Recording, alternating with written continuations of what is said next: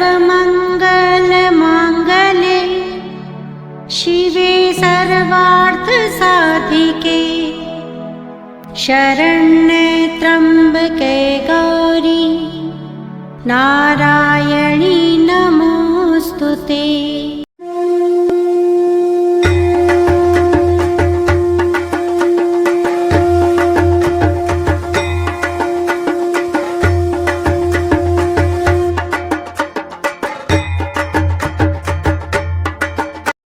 पुंडिकाक्षं सवायाभ्यन्तरः शुचिः धूप दीप न्याकिटा पुरुषस्य वैश्यवन्दाकुं शूद्रो वरायाः धूपम् आद्राव्यामि भूगान्ते हस्तौ प्रक्षालयेत्। भैया धूप क्या लगा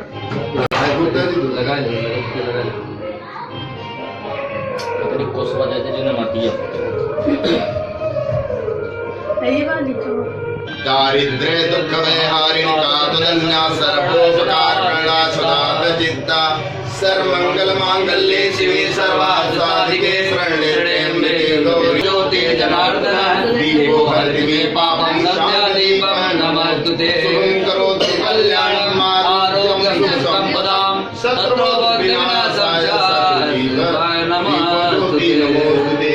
सातंबर संतम बंदम ज्योतिं दीपं भक्तों एवं सम्मानित ग्रामवासियों को सूचित करते हैं कि अविलंब माँ के पंडाल में आने की मनोहरम विलेपनम सुरश्रेष्ठ चंदनम प्रतिकृता उरुतदस्य यद्वैश्य पद्भागं शूद्रो अजायत धूपम माध्रापयामि सर्वेभ्यो देव महाकाली महालक्ष्मी महासरस्वती तयागा सौ श्रेयान् भवज्जायमानः तंगधीनां लज्जाया रक्षणं प्रणं देहालंकरणं वस्त्रं तं प्रयच्छमे।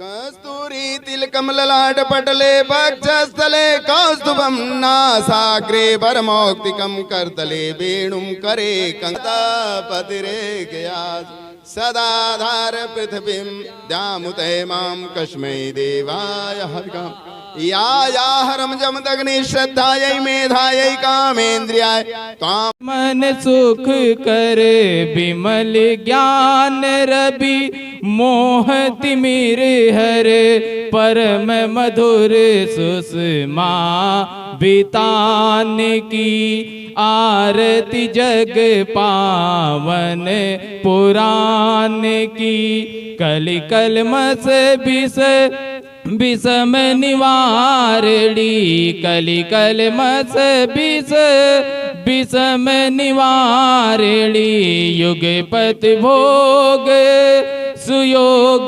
प्रसारणी परमानंद सुधा विस्तारणी परमानंद सुधा विस्तारणी सुमहोसद अज्ञान हानि की आरती जग पावन पुराण की संतत सकल सुमंगलदायिनी सन्मति सद्गति मुक्ति प्रदायिनी नूतन नित्य विभूति विधायिनी परम प्रभा पर तत्व ज्ञान की आरती जग पावन पुराण की आरती जग पावन पुराण की आरती अशांति भ्रांति भय भंजनी पाप ताप माँ या मद गंजनी सुचि सेवक सुचि सेवक मन मानस रंजनी लीला रस मधु मैं निधान की आरती जग पावन पुराण की आरती जग पावन पुराण की। प्रेम से बोली अष्टभुजी माँ जगदम्बा की। सर्वप्रथम मैं माँ को प्रणाम करूं आज की शुरुआत माँ की स्तुति से हुई, क्योंकि इस पंडाल में कल हम लोगों ने प्राकटोत्सव मनाया था। माँ का जन्म नहीं होता भैया। मैं बार बार ये निवेदन करूंगा कि भागवत में जन्मोत्सव होता है कृष्ण का, लेकिन ये भागवत नहीं है, ये देवी भागवत है। ये देवी भागवत है जिसके बारे में महर्षि वेदव्यास ने क्या कहा है, कई बार बता चुका हूं कि देवी भागवतम नाम पुराणम परमोत्तमम तरलोक्य जननी साक्षात गीयते यत्र शाश्वती। अर्थात लिखने वाले ने, मैं नहीं बोल रहा हूं भैया, वेदव्यास जिन्होंने 18 पुराण लिखे, 18 उपमहापुराण लिखे, 4 वेदों का विभाजन किया, इसलिए तो वेदव्यास उनको कहा गया। वेदों का विभाजन भी किया इन्होंने। उन्होंने राजा जन्मेजय से कहा, जब जन्मेजय ने कहा कि कुछ ऐसी कथा सुनाइए जो मेरे पिता को सद्गति दे दे और मेरे मन को शांति दे दे, तो कहने लगे पुत्र मैं तुम्हें देवी भागवत सुनाऊंगा। तो जन्मेजय आश्चर्य में पड़ गए, कहने लगे आप तो 18 पुराण लिखे हैं, फिर देवी भागवत ही क्यों सुनाना चाहते हैं मुझे, क्योंकि मैंने बहुत बड़ी चीज आपसे मांग दी है, मेरे पिता की सद्गति, क्योंकि अकाल मृत्यु हुई है तक्षक नाग के डसने से, और मेरे मन को शांति, धर्म अर्थ काम और मोक्ष की प्राप्ति, इतना कुछ मैंने आपसे मांग दिया कि ऐसी कथा सुनाइए, तो आपने देवी भागवत क्यों चुना? ऐसा जन्मेजय ने वेदव्यास से पूछा। तो वेदव्यास ने क्या कहा, कहने लगे पुत्र देवी भागवतम नाम पुराणम परमोत्तमम। माने ये देवी भागवत नाम का जो ये पुराण है, केवल उत्तम नहीं कहा वेदव्यास ने, क्या कहा? परमोत्तम। परमोत्तम कह दिया वेदव्यास ने देवी भागवत को। ये मैं नहीं कह रहा हूं, देवी भागवत के महात्मा का पहला श्लोक कि पुराणों में परम उत्तम है। तो जन्मेजय चौंक गए, पूछने लगे लिखा तो आपने 18 पुराण, 18 उपमहापुराण, 4 वेद का विभाजन, लिखा नहीं है वेदों को, विभाजन किया है। वेद तो ब्रह्मा के मुख से प्रकट हुए थे, उसको किसी ने लिखा नहीं है, उसका विभाजन किया है 4 भागों में। तो कहने लगे 18 पुराण लिखने वाला व्यक्ति केवल देवी भागवत, भाई ये तो बाकी पुराण जो आपने लिखे उसके प्रति पक्षपात है, क्यों देवी भागवत ही सुनाइएगा आप हमें? तो कहने लगे हे पुत्र देवी भागवतम नाम पुराणम परमोत्तमम। देवी भागवत नाम का ये पुराण परम उत्तम है, केवल उत्तम नहीं कहा, परम उत्तम कह दिया। तो जन्मेजय चौंक गए, कहने लगे महाराज वजह क्या है? तो कहने लगे त्रैलोक्य जननी साक्षात, यानी इसमें ब्रह्मांड की जो जननी है, अरे भैया जो ब्रह्मा विष्णु महेश की भी माता है, ये उसकी गाथा है, ये उसकी गाथा है। अरे ये देव माता है, ये आदि माता है, ये सनातनी माता है, ये स्वयं मूल प्रकृति स्वरूपा है, ये जगत जननी ब्रह्मांड जननी है, इसकी ये गाथा है। और मैं तो कहता हूं भैया मेरी मैया के बारे में कि आदि अनादि अनामय अविचल अविनाशी अमल अनंत अगोचर अज आनंद राशि। ऐसी है मेरी मैया, ऐसी है मैया जो नित्या है, नित्य स्वरूपा है। अरे जिनसे ब्रह्मा विष्णु महेश भी उत्पन्न हुए हैं महाराज, ये उसकी गाथा है। इसलिए सारे पुराणों में परम उत्तम है, ये सारे पुराणों में ये परम उत्तम है। इसीलिए किसी भी पुराण को वेदव्यास जी ने कहा नहीं है, लिखा है, कहा नहीं। किसी भी पुराण में आप देख लीजिए व्यासोवाच ऐसा नहीं लिखा हुआ है, हर जगह लिखा हुआ है सूतोवाच सुखदेवोवाच, लेकिन व्यासोवाच किसी पुराण में नहीं है। लेकिन एकमात्र देवी भागवत है जिसमें बार बार कहा जाएगा व्यासोवाच, यानी एकमात्र देवी भागवत। लिखने वाला व्यक्ति भी 18 पुराण लिख करके केवल एक पुराण को उसने लोगों को सुनाया है। देवी भागवत को। इसलिए कहने लगे, हे पुत्र मैं तुम्हें देवी भागवत सुनाऊंगा। कुल मिलाकर के मां का प्राकट्य हुआ। कल मां का बहुत चूंकि गंभीर विषय है, मैं थोड़ा अब आपको एकाग्र करना चाहता हूं कि आज मां आ चुकी है और मैया तो सनातन है, हर जगह रहती है, वो सब जगह है। लेकिन कल इस कथा के माध्यम से हम लोगों ने मां का प्राकट्योत्सव मनाया, क्योंकि उनका जन्मोत्सव नहीं हो सकता, उनका जन्म होता ही नहीं, वो तो प्रकट होती हैं, परिस्थिति के अनुसार नाना रूप में प्रकट होती हैं। आज काली माँ का, और बड़े सौभाग्य की बात है कि हमारे डॉक्टर साहब के बहुत ही आदरणीय फूफा जी और बुआ जी दोनों पधारे। और डॉक्टर, तो कहने का तात्पर्य ये है कि आज काली की यहाँ पर हम लोग प्राकट्य करेंगे, और कलकत्ता से आप पधारे हैं, ये बड़े सौभाग्य की बात है, क्योंकि कलकत्ता जो है माँ काली का प्रमुख स्थान है। और काली घाट जाना हमारे पिताजी की जीवन शैली में शामिल था। वो रविवार को ट्राम पकड़ के, वो हम लोगों को छोटे छोटे थे काली घाट लेके जाते थे, कभी दक्षिणेश्वर लेके जाते थे, और कभी रामकृष्ण ठाकुर जी का बेलूर मठ लेके जाते थे। शायद वही संस्कार है कि आज यहाँ मैं बैठा हूँ। तो काली घाट से मेरा लगाव रहा है, और मेरी पहली मातृशक्ति जिनकी मैंने पूजा की वो काली ही थी, वो काली ही थी। काली से मैं दुर्गा तक पहुंचा, दुर्गा से अन्य माताओं तक पहुंचा, लेकिन मेरे लिए मेरी काली माँ। और आज काली माँ की प्राकट्य होगा। कब होगा? जब शुंभ और निशुंभ अनेत कर देंगे। वो कथा में हम लोग धीरे धीरे आएंगे।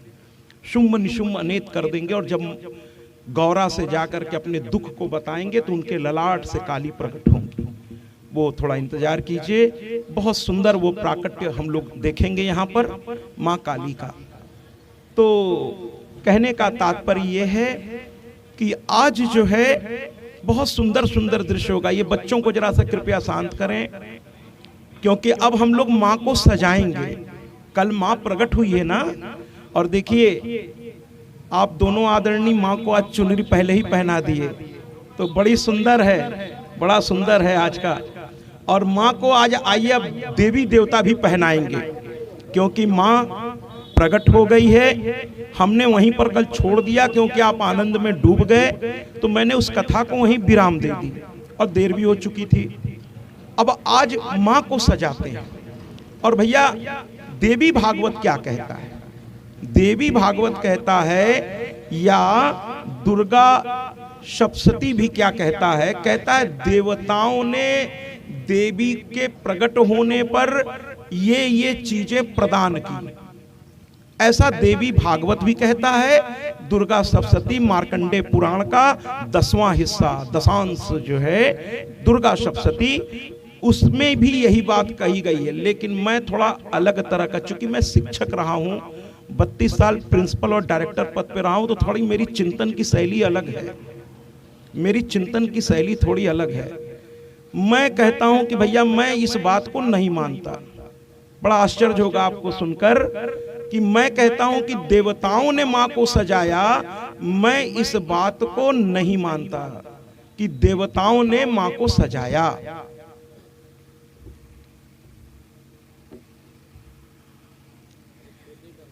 अच्छा, तो देवताओं ने मां को सजाया, मैं इस बात को नहीं मानता।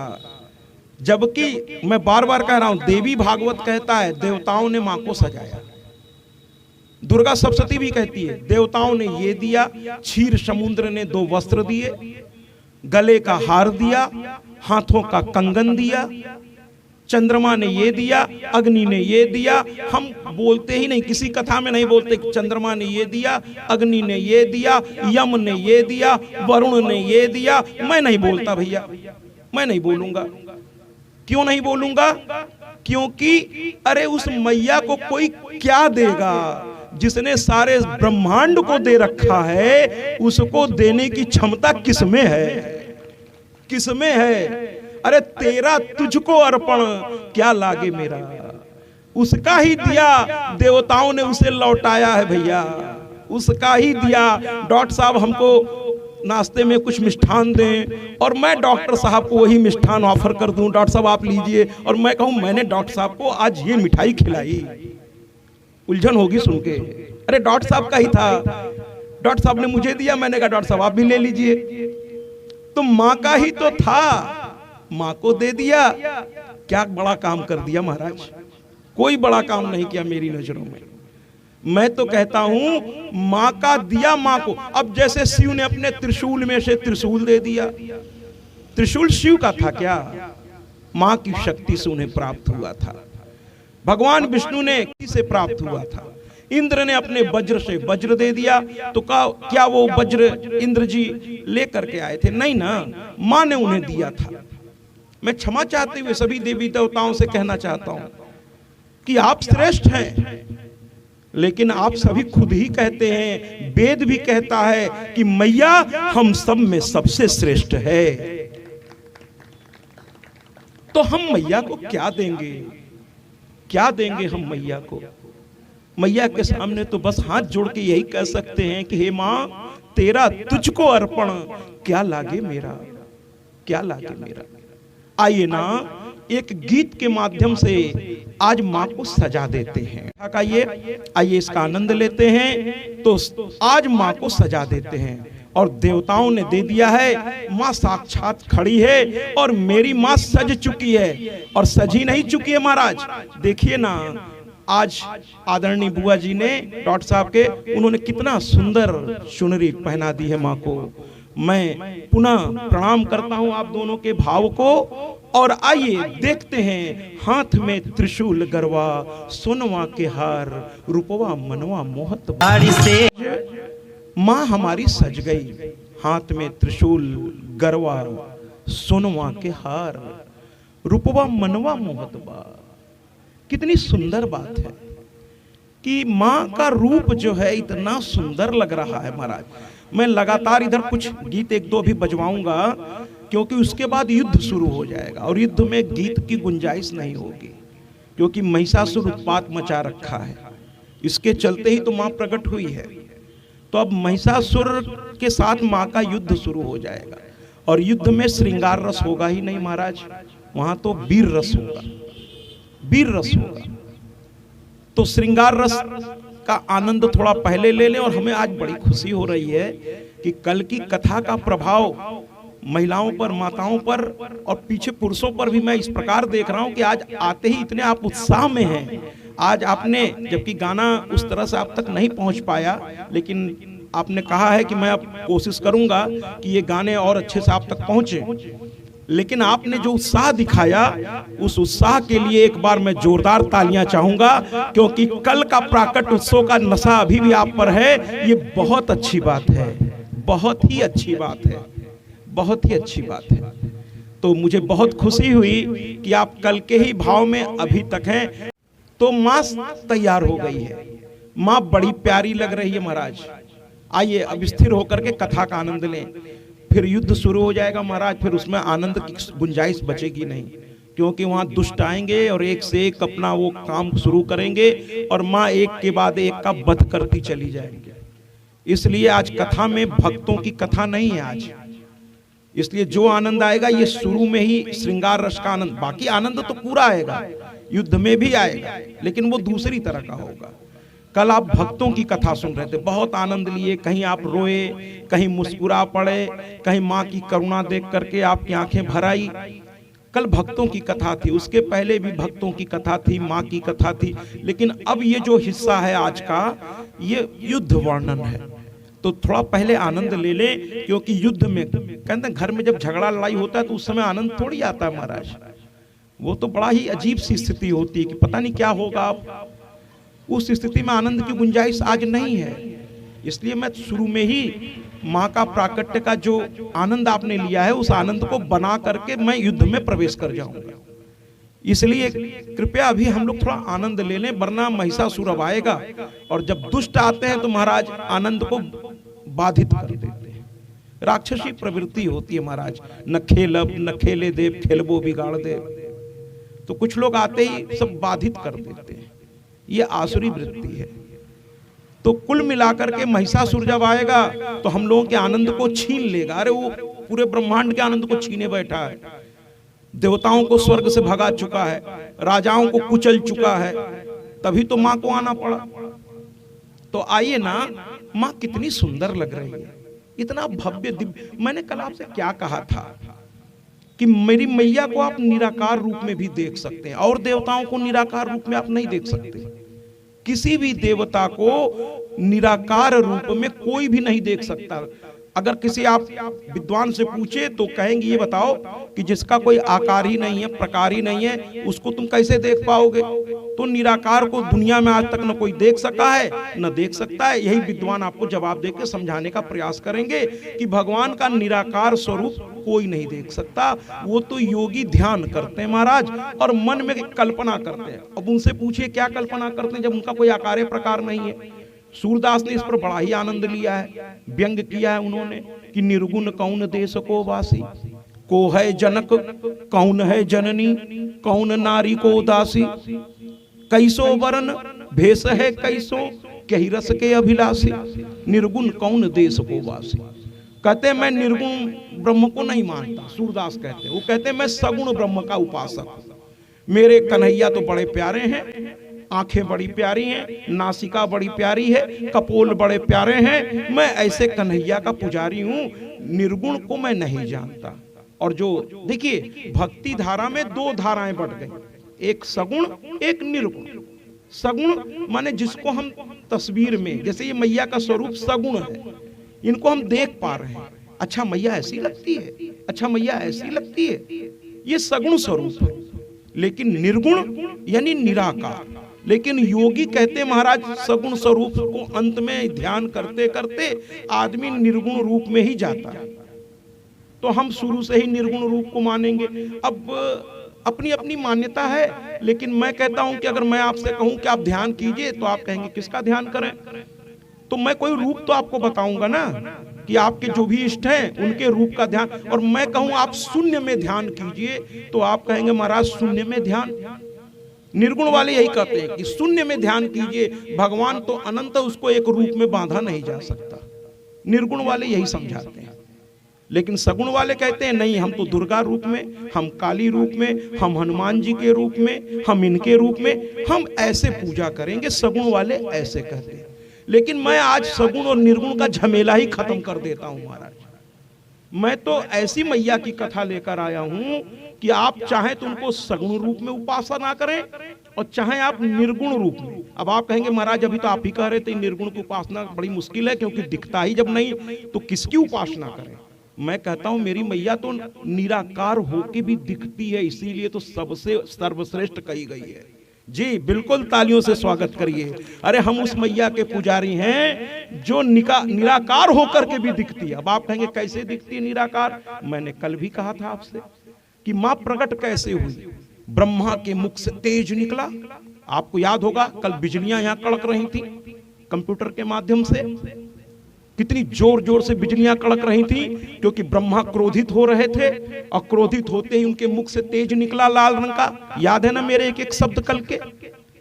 फिर भगवान विष्णु के रोम से नीले वर्ण का तेज निकला और फिर शंकर के शरीर से चांदी वर्ण का, क्योंकि भगवान शंकर कैसे हैं? कर्पूर गौरम करुणावतारम संसार सारम भुजगेंद्र हारम सदा बसंतम हृदयारविंदे भवम भवानीम सहितम नमामि। ऐसे हैं मेरे भोलेनाथ। कर्पूर गौरम, कपूर के समान गोरे हैं, इसलिए उनमें से चांदी का प्रकाश निकला। फिर यम, अग्नि, वरुण, इंद्र, किससे सबसे प्रकाश निकलने लगा महाराज, और वो प्रकाश जाकर आकाश में स्थित हो गया। आकाश में स्थित हो गया। इतना असह्य प्रकाश था कि देवता भी देखने से घबरा गए महाराज, देख नहीं पा रहे थे, इतना असह्य प्रकाश था। और वो प्रकाश इतना दिव्य स्वरूप में था कि देवता बस यूं ही देखे चले जा रहे थे, लेकिन आंखें टिकने का नाम नहीं ले रही थी, क्योंकि अनंत सूर्य का प्रकाश उस प्रकाश में था। कोई वहां नहीं दिख रहा था महाराज, केवल प्रकाश, केवल प्रकाश, कोई वहां नहीं था। धीरे धीरे वो प्रकाश रूप लेने लगा, धीरे धीरे एक आकार लेने लगा महाराज। और एक स्त्री सिंह पर सवार धीरे धीरे प्रकट होने लगी।